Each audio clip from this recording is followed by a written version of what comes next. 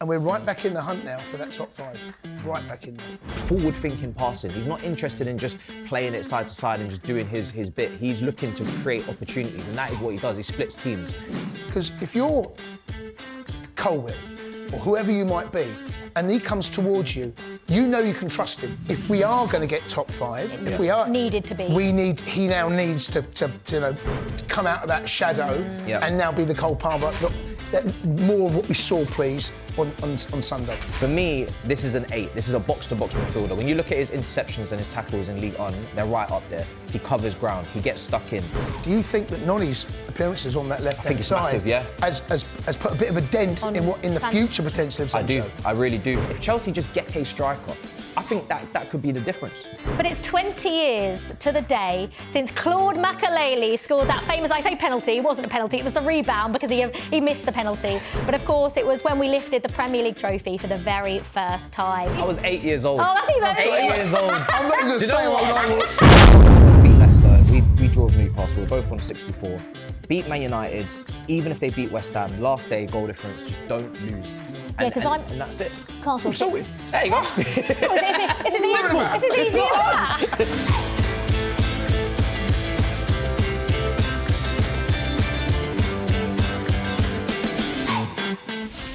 Welcome to Inside Chelsea, the show for Chelsea fans by Chelsea fans.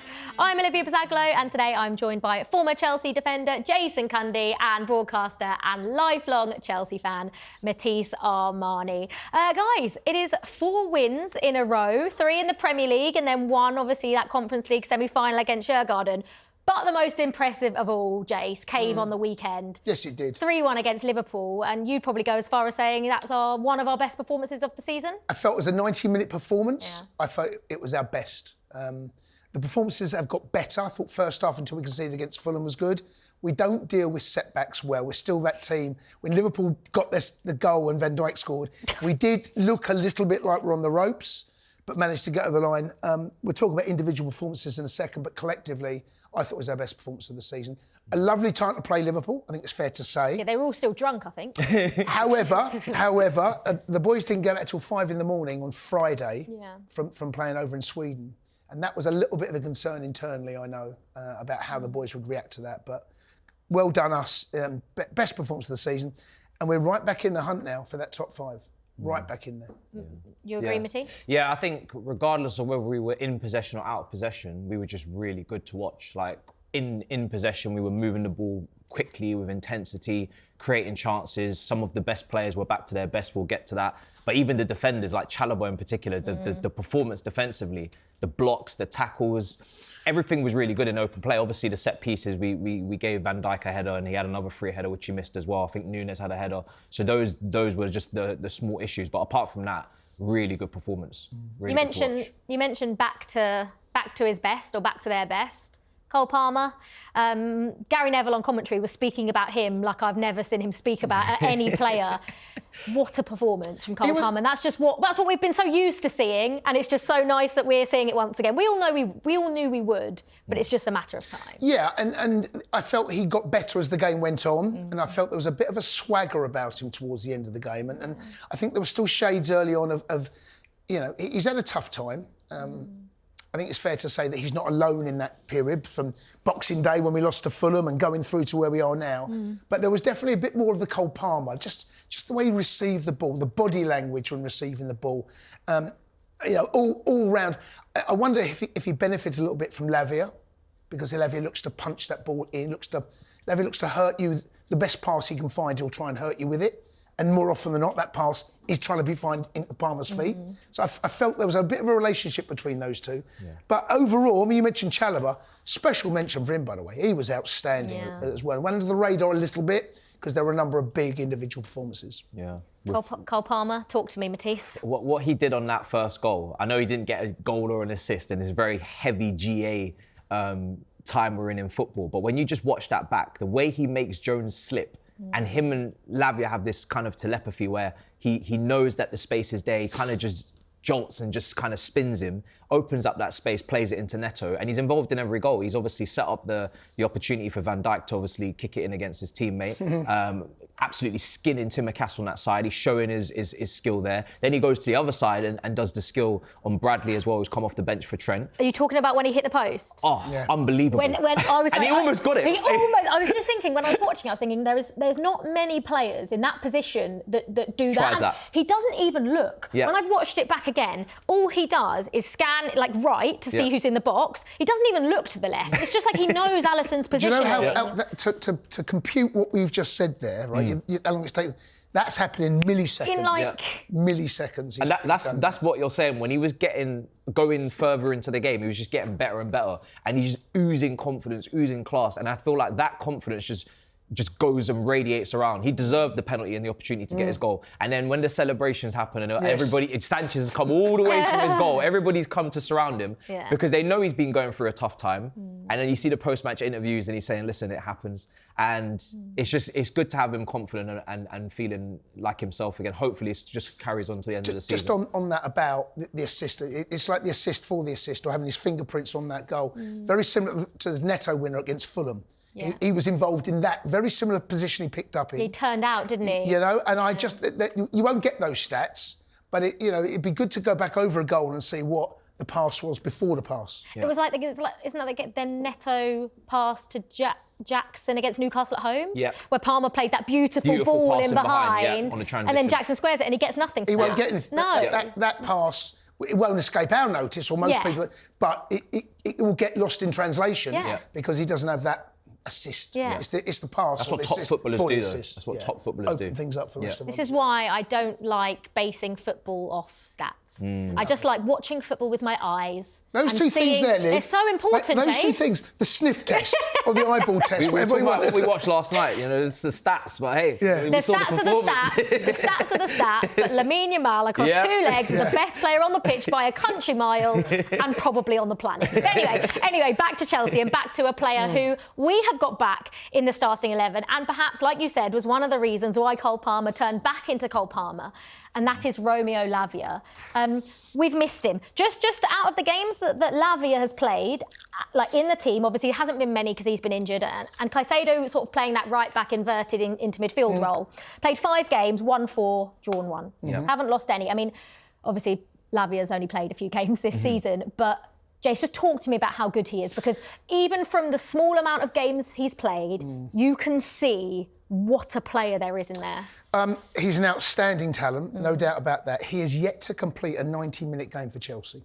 He has not completed from first whistle to final whistle yet, and they're still managing his minutes. Yeah. The game that he played against Liverpool away, him and Caicedo are in the middle of the park, he was outstanding. He has the ability to receive the ball in very tight areas, but he seems to have eyes at the back of his head. I love the way that the players let the pace of the ball run across them. Yeah. But it's the awareness of knowing you're running into space, or the ball is allowed, or he'll drop a shoulder and come back inside, threatening. He's if we can keep him fit, and just imagine this for a second, if he was fit all season. Like, I know hindsight's a wonderful thing. Think of that. What that opens up tactically is. And what that allows Maresca to do, and how Caicedo was at right back playing inverted. They actually, both fullbacks sat slightly more disciplined in the early part of the game against Liverpool. It wasn't the rush to go in. As the game went on, they would not take it in turns, but when the ball was on that side, it would then encourage Cucurella or it would then encourage Caicedo. So it happened more as the game went on, and Enzo, it frees Enzo up to score the goal he did. Yeah, we'll get on to Enzo Fernandez in a minute, because he has been brilliant these last few games especially. But continuing with Lavia, before he came to Chelsea, he'd played the most minutes in the Premier League, I think the season before, of any teenager. Yeah. And now, obviously, like we're saying, he's still obviously getting used to playing, just getting back to match fitness. But if he can stay fit, like Jace was saying, Matisse, he just makes the biggest difference to that midfield in every single aspect, doesn't he? Yeah, he's fantastic. This is why we spent the money we spent, and this is why we were trying to fend off Liverpool for his signature, because he plays the game with such an intelligence. Like you said, the way that he's able to be press resistant, receive the ball, punch the ball, like forward-thinking passing. He's not interested in just playing it side to side and just doing his bit. He's looking to create opportunities, and that is what he does. He splits teams. And he adds a bit of physicality into the team. I think Maresca's been saying that he kind of helps Enzo. Even though Enzo off the ball has been covering distance and covering ground and getting stuck in, it's still not maybe his natural game. And you don't want to over-ask him to do it as well, because then maybe it takes away from what he does on the ball in terms of energy. So then when you bring someone like Lavia into the team, it just balances everything out. And it helps Caicedo as well. We don't want to run Caicedo into the ground. We don't want Caicedo to have to... I think we've already done that We've probably already done that. But, you know, that's another thing that it just helps him as well. So these are what you need, these opportunities. And it's just nice to see that all three of them can play on the pitch at the same time. Because I think that was the concern when you spend that kind of money on that midfield three, which is an incredibly talented midfield three. Could be one of the best out there if they can reach their potential, and stay fit. How do you make it make sense? And he's done that. He's made it make sense. Lavia's not involved in the Conference League. He's not in the squad. So That's he won't play. At the time recording, the game is tomorrow night against Djurgården. But I think if he stays fit and can play as many minutes in the last 3 games, we are a different team that Newcastle are going to face, United are going to face, and Forest are going to face. Yeah.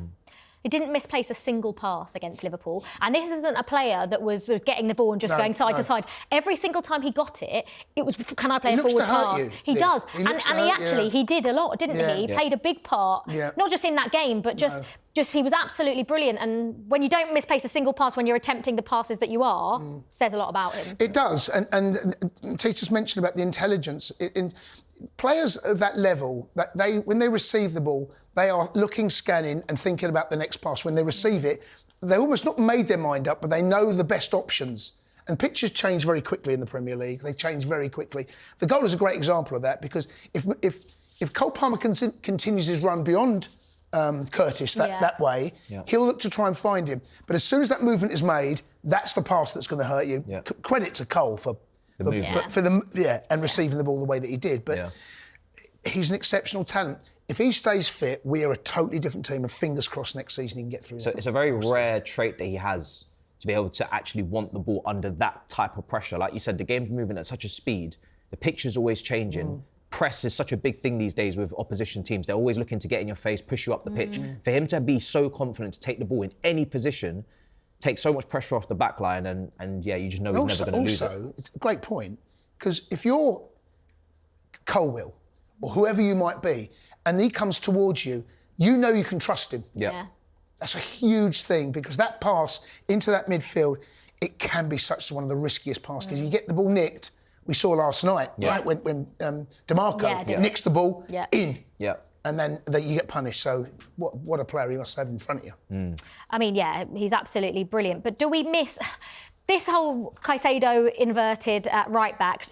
Do you mind it, Jace? Because obviously we know how brilliant Moises Caicedo is. Chelsea's player of the season. He was the fans' player of the season. He was the players' player of the season. I don't really think there was any other choice. No.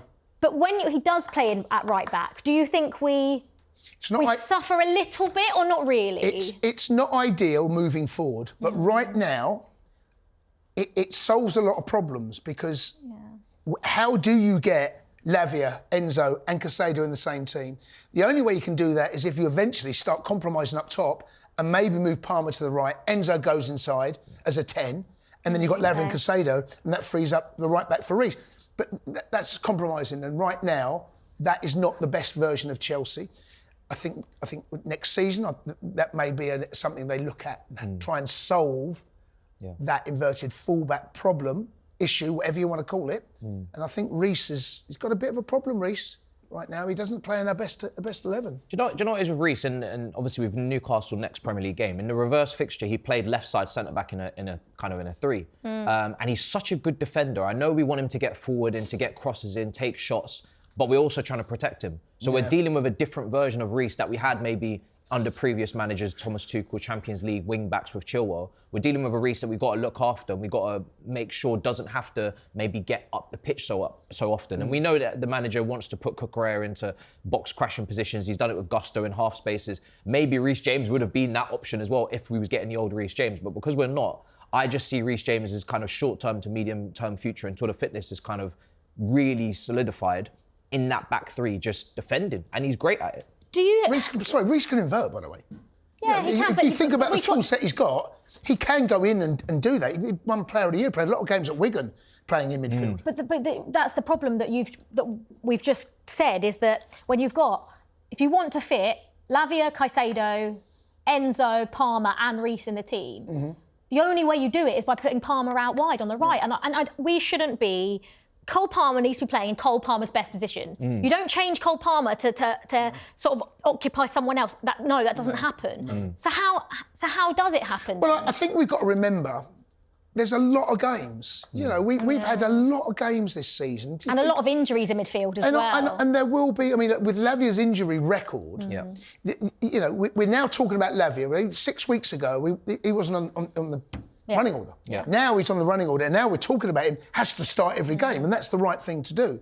But there's a lot of football. Fingers crossed we get Champions League football. If we don't, Europa League, or dare I say it, not conference again, but, you think about the two different teams. In the Champions League, you cannot rest players. You cannot do what we've done. In the Europa League, I think that there will be a mix and match. Conference League, you can have two different teams. So depending what competition we're in next season, I think will dictate a lot about what the teams look like and the personnel. But if we're asking Chelsea to compete at the highest level and play, say, nearly 60 games, James and Lavia are not playing 60 games. No.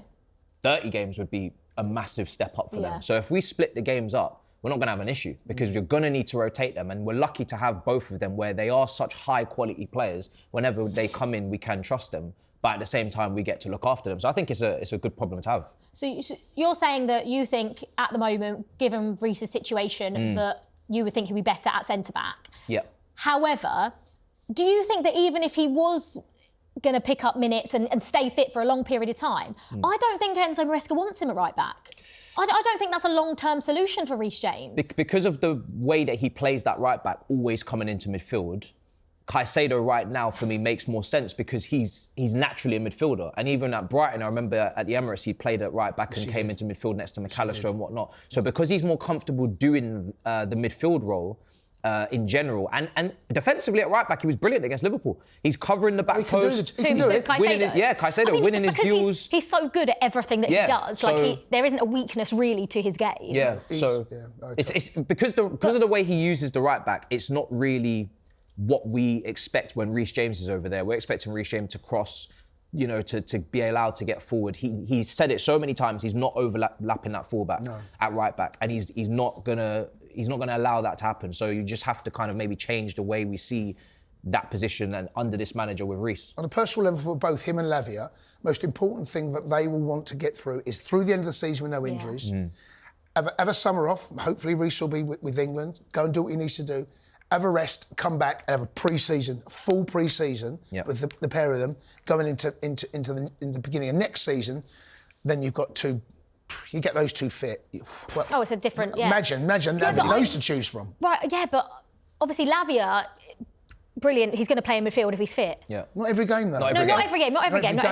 But I don't think we're not getting the same Reece James, are we? No, he's not the player. Like the player that I get excited about watching when I watch Reece James, I don't get when he plays midfield really, and I don't get when he plays at centre back. No. And I'm almost thinking that Reece James, when he gets back fit and he plays, we're going to see him again. That Reece James under this manager is no more. His role is totally different. His role is totally... The full-back role at the club currently is totally different from what it was. Is Reece James, Chelsea captain, arguably on individual brilliance, one of the best players at the club, is he in Chelsea's strongest 11 right now? Well, at the moment, no. You can't say that he is. But... Things can change. Things can change. Players' form can dip. We saw Cole Palmer just go through, last 2.5, 3 months. Reece James might step. What did we see the best version of Reece James? Maybe not the role, but the Reece that we saw 4 years ago, that monster physically. He's still got that, obviously. And he can go into... So performances need to be raised. Competition for places is fierce. In that area now... You've got Gusto, I haven't mentioned him yet, who can still come in and do a job. But I want Reece to have a pre-season, keep fit, pre-season, and then we look and think, look at the squad we've got. What do we look like as a unit, as a football club, as a squad going forward? I think it's very important that we don't rely necessarily on James, Lavia or Fofana going into next season. I think there needs to be enough competition and enough options for the manager to say, if those three are all out at the same time, which is unfortunately quite likely, this doesn't ruin Chelsea's season and their aspirations. They're still able to kick on and try and challenge at the top level. And then when they are available, it's an incredible bonus. And then, yeah, there are the conversations of who starts.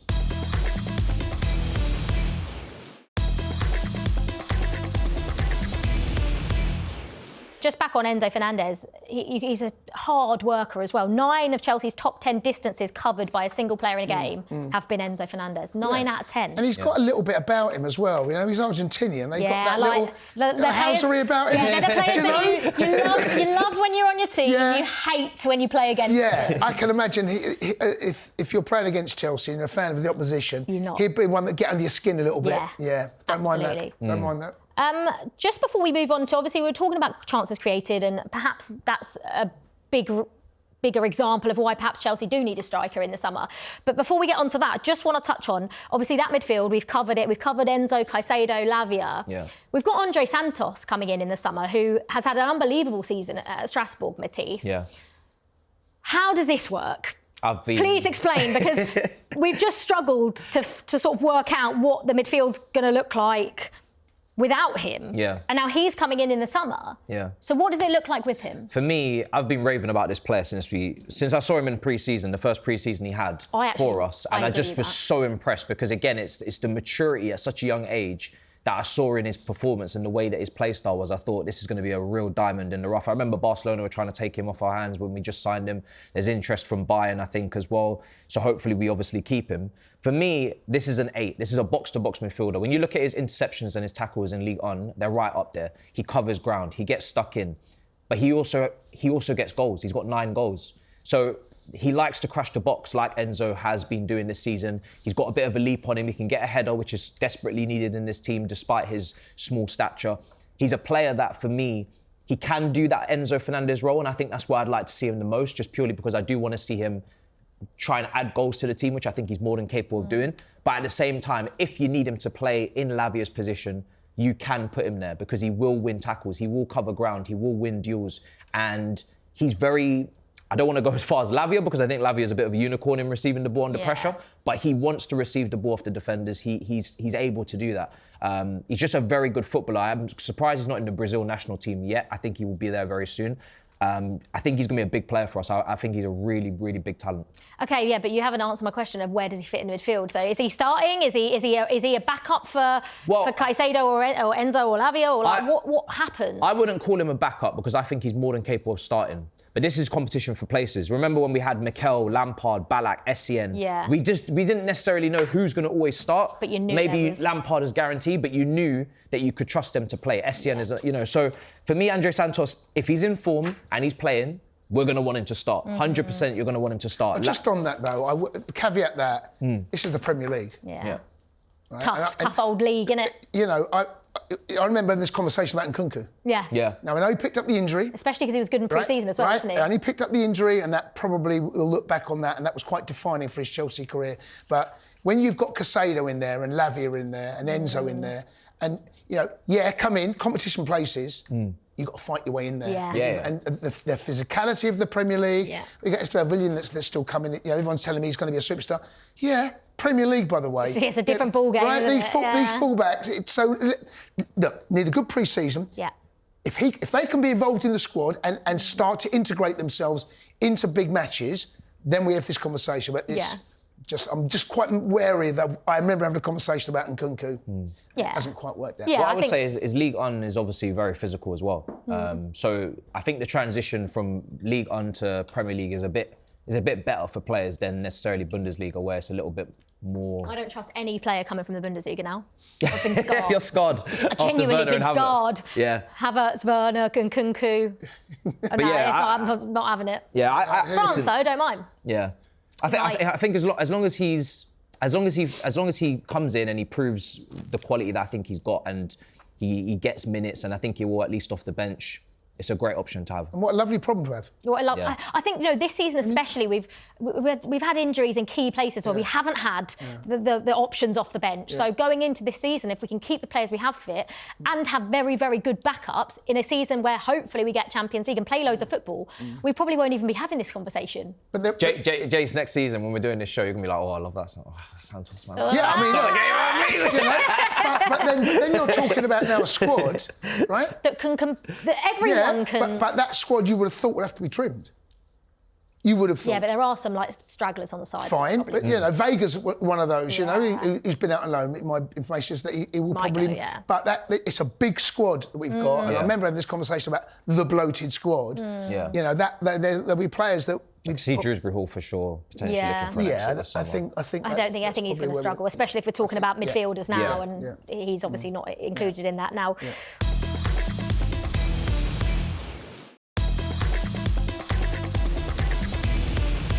Wingers, I don't know if we have that many options on the wing. It doesn't feel like we have too many, but we do have. Well, and Nkunku's one there.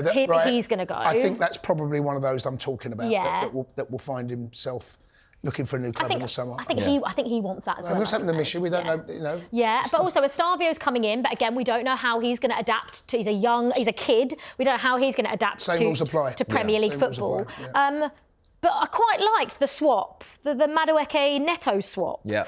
We haven't seen much of Madueke on the left. No. But I quite enjoyed it. I think he's surprised Maresca, actually. Yeah. I'm surprised it's taken as long because Neto was always the one that got shoved out. And shoved's not quite the right word, right? But it got moved, right? There's the word I'm looking for. But Noni's been excellent out there. The thing I love about Noni is whenever he picks the ball up, he looks that way.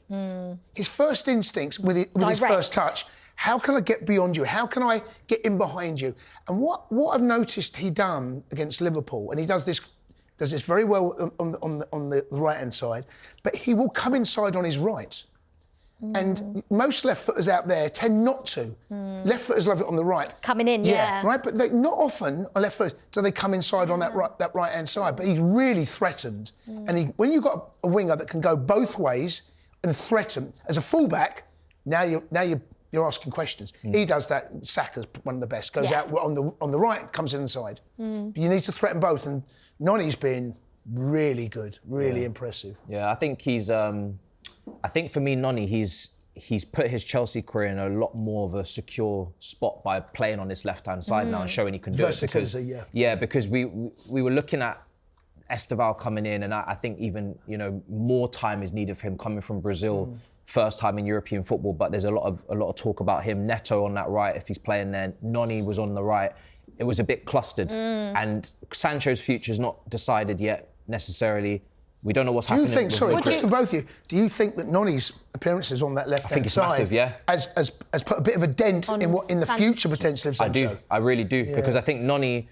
We nearly sold him to Newcastle last summer, I think. He was available potentially to go and we kept him because he had a massive performance against Wolves and that kind of calmed down all the rumours. Yeah. But Noni's development is showing because he's been the biggest goal threat out of all the wingers. We know his dribbling ability on the 1v1.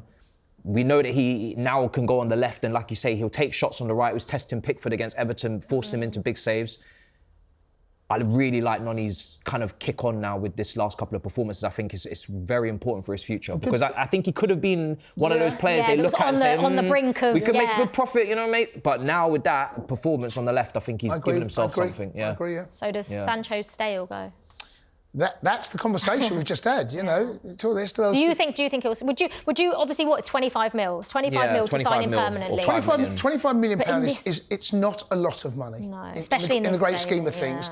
I still would like to see more from Sancho. We have seen glimpses and we've seen moments. Yeah, like some of the goals he scored, like important goals at important times. There have been moments this season. I still would like. I mentioned there about Noni, who's on the left, threatens both on the outside or comes inside, the fullback.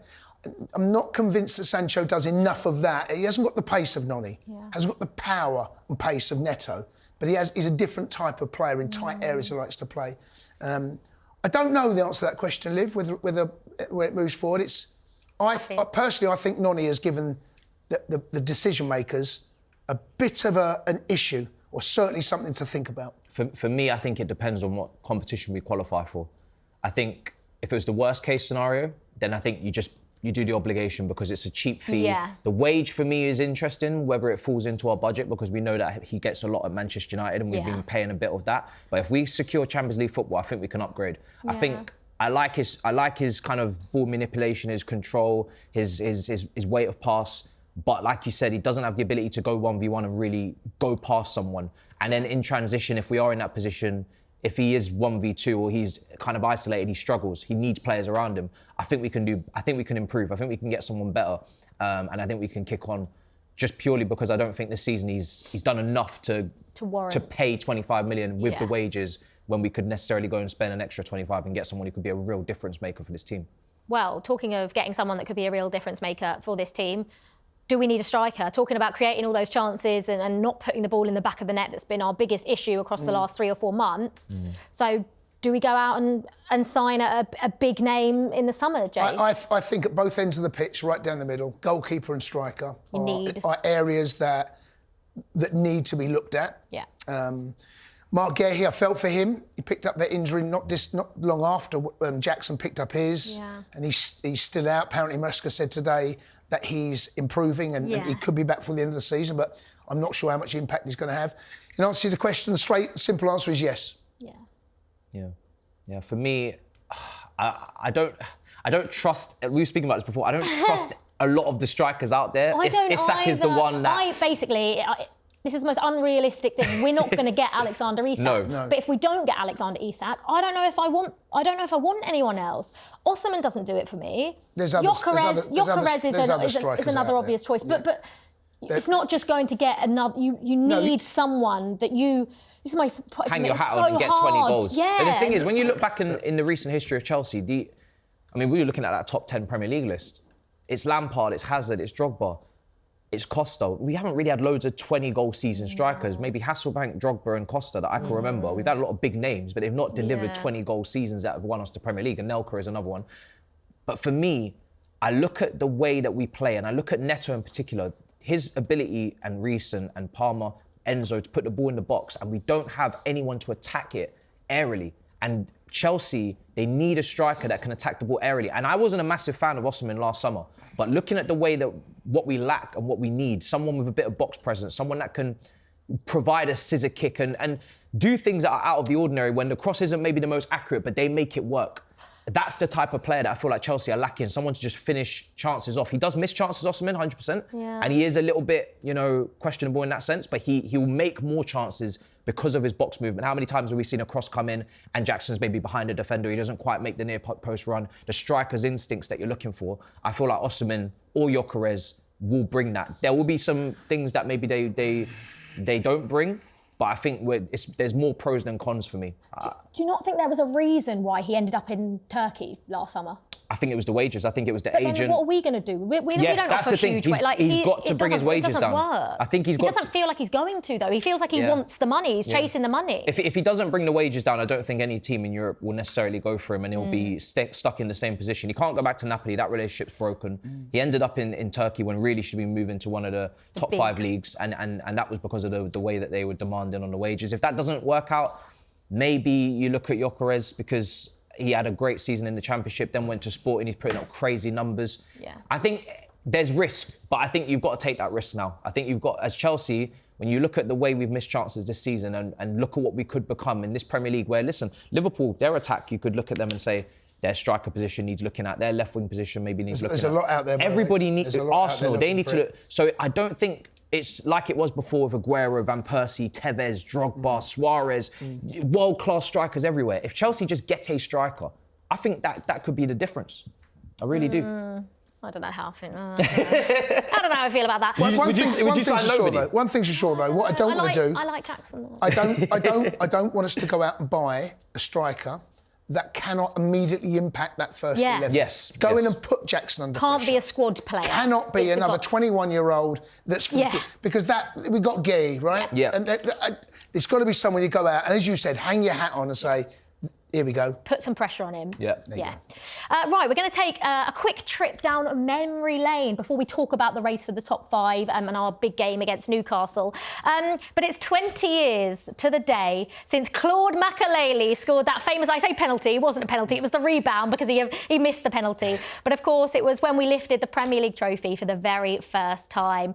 Frank Lampard obviously scored the goal against Bolton that won us the league the week before, but this was our last home game. And it was obviously when we lifted the trophy. Now, Jace, I'm sorry to break it to you, I was 10 years old when this happened. So you're going to have to tell me some of your memories. I was from working. That, I was at the game. Day. I was at the game. I was lucky enough to be at the Reebok week before. Actually. Were you? Oh my God! I was doing the commentary for talkSPORT. That's how long I've been. I've been here. And it was a carnival atmosphere. I seem to remember the weather was beautiful. Yeah. It was a carnival atmosphere. We got that first title in 50 years. Yeah.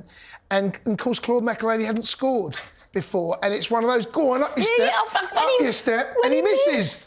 Right? Luckily for him, he follows up the rebound, and they all went down in front of Matthew Harding to the right as you look at the Matthew Harding end, and everyone's jumping on top of him.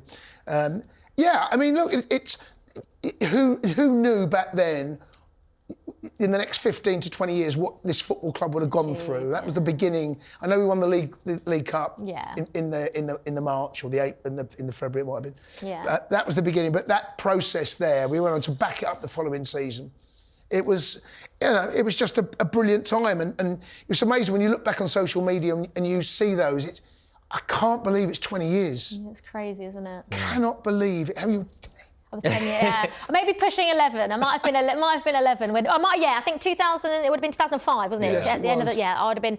Yeah, it would have been the week before my 11th birthday. Oh, well, what a great birthday! But I do actually vaguely remember watching, because that Mourinho period was when I was I would go to Stamford Bridge with a Chelsea hat, scarf, coat. I have pictures of Stamford the Lion, and I was I was obsessed. But obviously I was so young that I remember little games I went to. I remember Makelele. I wasn't there, but I remember seeing it and seeing him missing. I suppose you're the same as me, Matisse. I was 8 years old. Oh, that's even 8 years old. I'm not going to say how old I was. Do you know what? I really wish I was born earlier. Yeah, because tell me about not even just that team, but Ruud Gullit, Zola, Di Matteo, LeBouf. I really wish that was the first Chelsea team. I don't remember any of that. That's the first. If I could pick to be born at the right time, at a certain time, that's the first Chelsea team. But it's just been 10 years earlier. Yeah, that's You'd just be born 10 years earlier. That's the Chelsea team I wish was the first Chelsea team that I watched, because everybody speaks glowingly about that team, and rightly so. Top players from France and Italy and all these things, and the culture, and so. But I've had to go look back at all these things, and looking back at Makelele missing a penalty, just hilarious. And it's so funny, isn't it? Because you could tell the game didn't. We didn't need to win. They just gave him the penalty. It reminds me of John Obi Mikel. These guys, they never score those sixes. When they do get their goal, it's insane. It's so funny that he missed it. Yeah. So funny that he missed it. Bless him. Yes. It wasn't such a poor penalty as well. Yeah, it was. Yeah. I was 35, right, for the record. I was desperate to find out. I thought about lying there for a minute. You should have, Jason. No one would have known. No one would have known.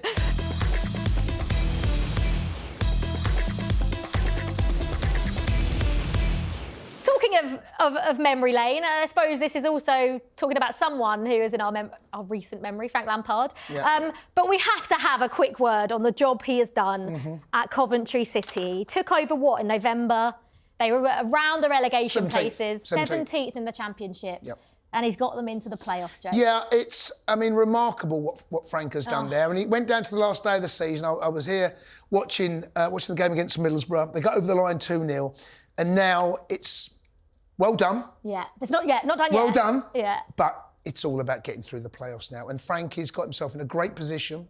He's got his backroom staff. He's got Edwards with him, he's got Jonah with him, so he's still got that core that he had when he was at Derby, had some of the boys when he was at Chelsea as well. So, good luck. As Chelsea boys, we girls, we want him to succeed. I don't know what I'd do if they got promoted. I'd just be like, can I work at Coventry every week, please? And also, like, please give him a good transfer budget because I don't want to see what happened with the promoted teams this year. Yes, indeed. So please give him. It's a tough old, like the gap now between the Championship and the Premier League is bigger than it's ever been. Like we've seen this season has been the perfect example of that. But I mean, if he got promoted, Matisse, he's almost. I mean, Sunderland's tough, isn't it? It is. Finished third and. It is, but they got the momentum. They're flying on confidence. It's almost like he's finishing the story that he wrote at Derby when he was obviously took them to the playoffs. Yes, he did. Obviously beat Man United in the cup, then took the Chelsea job. They didn't go up in the end, Derby, but if he can get Coventry up, it'd be massive for him. And I think it's good to see English managers just doing well as well because we have Eddie Howe, we have a few, but we need more. And especially part of that golden generation and former players. Most of them are pundits. So the fact that he's still going for it and shows the ambition. He's always had the character. So I'm happy for him. And the Coventry fans I speak to on Sports Bar, honestly, they absolutely adore him. They seriously. But most fans do.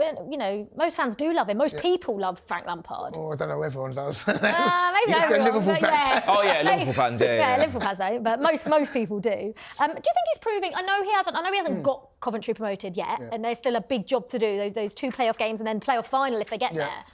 But do you not think he's proving the doubters wrong a little bit, given the job he's done with Coventry this season? And look, Frank done a great job at Derby. And that's what got him the job at Chelsea. I think a lot of people forget Frank's first season here.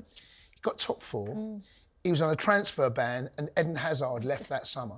Okay, and to do what he did, you think about now how we're scrapping of the top 5, and you think about actually we got there quite comfortably. The following season, we were top in December. And then we had a bad Christmas. Christmas is terrible. And Christmas it was is a terrible terrible for us every year. and we spiralled. And I felt for Frank because the performances weren't good enough. They simply weren't. The results weren't good enough. And of course, we're under Roman. He pulled the trigger, and we'd go and win the Champions League that season. Yeah. The second time he come back, I think anyone could have come in, and it was doomed. And I think that probably tarnished him a little bit because he didn't. Was it 1 win? Yeah, I think he got. Wasn't great.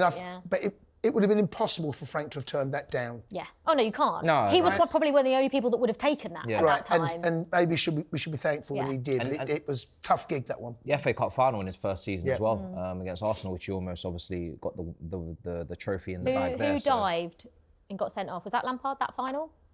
Is that the one?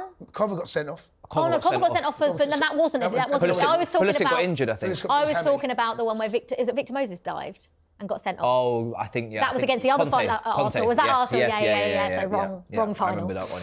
Yeah. But we wish Frank Lampard and Coventry City the best of luck in the playoffs. You've got every single Chelsea fan on the planet now's turned into a Coventry City fan. But back to Chelsea because this race for top 5 now, Champions League football, is going to go to the last game. I don't think there's any doubt about it. Now, Chelsea on paper have got the toughest fixtures, I think, out of anyone. To me, I think City are nailed on. I think they will get top. I think they'll probably finish 3rd. Yeah, I think City are probably out. 2 wins is enough. Newcastle away, Man United at home and Forest away. Where do those 2 wins come from, do you think, if we get them? Yeah, of course. Other teams around have got to be perfect. And there will be some bumps in the road for all of these teams. Just looking ahead to Newcastle at the weekend, the fact that Lavia's come back and we're on... I've had a look at the top 5. At the moment, we are in the best form. We are currently, right now, results-wise, we are the best team in that top 4 right now that's hunting. And I think there's some we can go and take to Newcastle. I'm quite optimistic we can go and get something at Newcastle. I'm glad you are, because I'm not. No, our record there is horrific.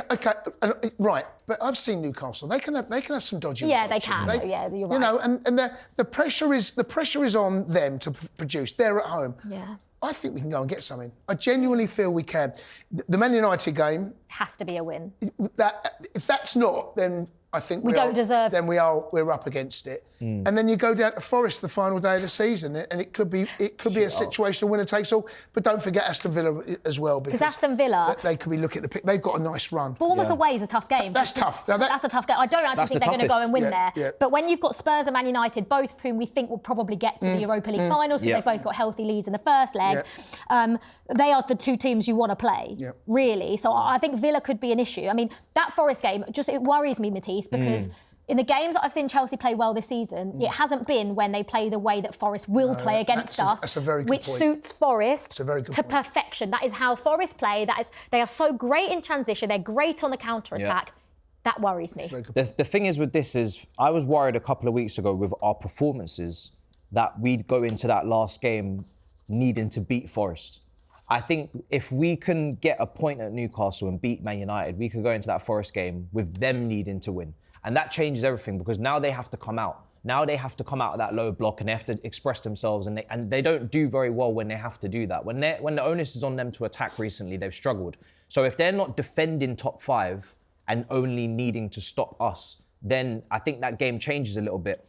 That's the key for me. I think it's going to a shootout on the final day regardless. I really do. I think Nottingham Forest are going to beat Leicester at home.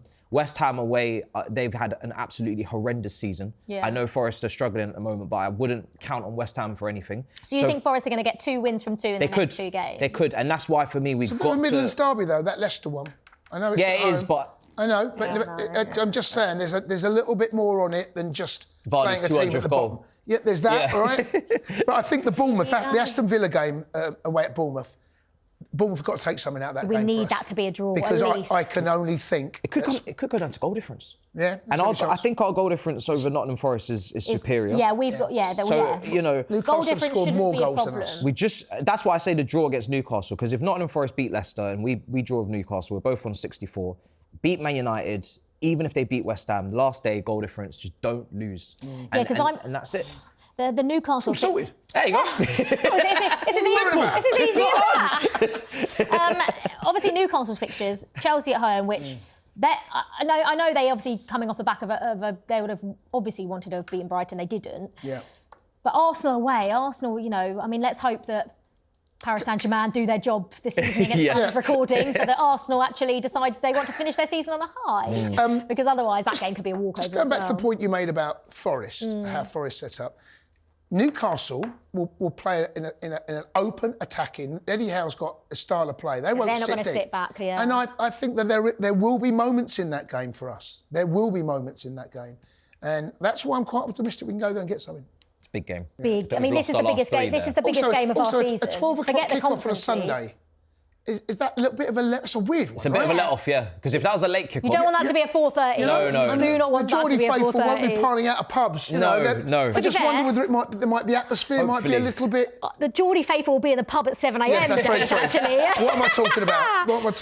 I just wonder whether those midday kick-offs, they can be a little bit flat at times. That might suit us as well. Yeah. Just before we leave, would you make any changes after that Liverpool performance going into Newcastle? No. No, you'd go same team, Lavia. The two centre-halves, when they mentioned Colwell and Chalobah's relationship, that there too, there's real synergy between those two. I wouldn't change a thing. Start Madueke on the left? Yeah. I think Reece James will play against Djurgården on Thursday, and we'll go with the same team. Go with the same team. Perfect. Well, that is it for another episode of Inside Chelsea. I'm actually happy because it's been a happy episode. Yeah. Feels like I haven't been here for the latest happy episode, so I'm glad I've had one. Will the next one be happy? I think so. The next one, we will be back after the Manchester United game. So, of course, the Newcastle game comes just before that. So we'll be back in a couple of weeks, hopefully talking about how we're in a much better position going into the final game of the season against Nottingham Forest. Thank you very much, Jace. Thanks, Matisse. It's been a pleasure. Thank you for your company as well. We'll see you next time. Up the Chelsea. Up the Chelsea.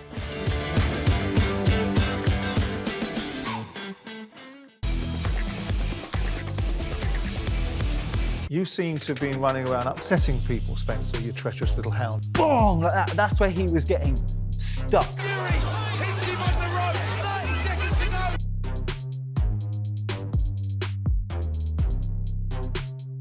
Opinions are opinions. They're like backsides. Everybody's got one. I stand by that. I still think it was a terrible decision. takes two to tango.